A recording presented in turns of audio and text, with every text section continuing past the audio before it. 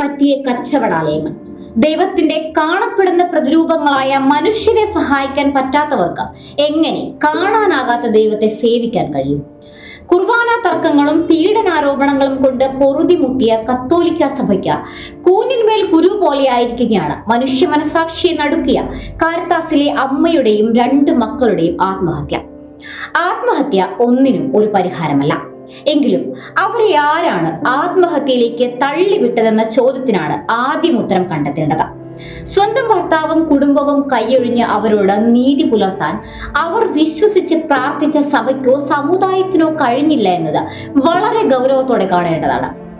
BSc നഴ്സായ അവർക്ക് 12 വർഷത്തെ gap വന്നു എന്ന കാരണം പറഞ്ഞ് സ്വന്തം സമുദായത്തിലെ പ്രമുഖ ഹോസ്പിറ്റൽ ജോലി നിഷേധിച്ചപ്പോൾ അതിനു പിന്നിൽ പ്രവർത്തിച്ചതും ഒരു വൈദികൻ തന്നെയാണെന്ന ആരോപണമാണ് ഉയരുന്നത്. രോഗിയായ ഭർത്തൃപിതാവിന്റെ ചികിത്സയ്ക്കായി കുടുംബശ്രീയിൽ നിന്നെടുത്ത ലോണിന്റെ ബാധ്യതയും അവരുടെ ചുമരിൽ കെട്ടിവെച്ചു കൊടുത്തു എന്നത് മാത്രമല്ല, അവരുടെ പേരിൽ കേസെടുക്കുന്നതിനായി സമ്മർദ്ദം ചെലുത്തിയതും ഭർത്തൃ സഹോദരനായ ഈ വൈദികനാണെന്നാണ് ലഭിക്കുന്ന വിവരം. ഭർത്താവിൽ നിന്ന് നിരന്തരമുണ്ടായ കൊടിയ പീഡനങ്ങൾ സഹിക്കാതെയാണ് അവർ 2 പെൺമക്കളോടൊപ്പം സ്വന്തം ഭവനത്തിൽ താമസമാക്കിയത്.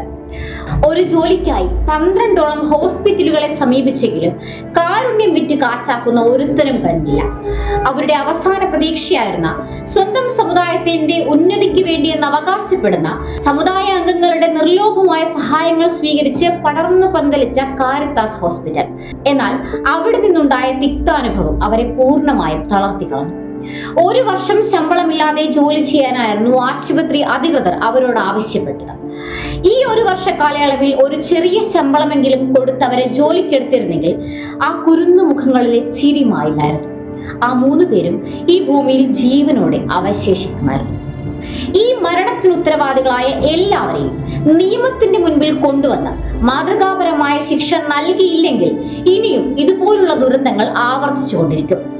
ദൈവം ശിക്ഷിക്കുമെന്ന് പറഞ്ഞ് വിശ്വാസികളെ പേടിപ്പിച്ച് ചൊൽപ്പടിക്ക് നിർത്തുന്ന വിശ്വാസ കച്ചവടക്കാരെ നിങ്ങൾ ഒന്നോർത്താൽ നന്നായിരിക്കും. ഇതൊക്കെ വിശ്വാസികൾ തിരിച്ചറിഞ്ഞു കഴിയും. പൂച്ചയ്ക്കാരും മണി കിട്ടുമെന്ന ചോദ്യം മാത്രമേ അവശേഷിക്കുന്നുള്ളൂ. എവിടെ നിന്നെങ്കിലും ആരെങ്കിലും ഒരു തുടക്കമിട്ടാൽ നിങ്ങൾ ഉണ്ടാക്കി വെച്ചിരിക്കുന്ന ദന്തഗോപുരങ്ങൾ ഒരു നിമിഷം കൊണ്ട് തകർന്ന് തരിപ്പണമാകുമെന്ന കാര്യത്തിൽ ആർക്കും ഒരു സംശയവും വേണ്ട.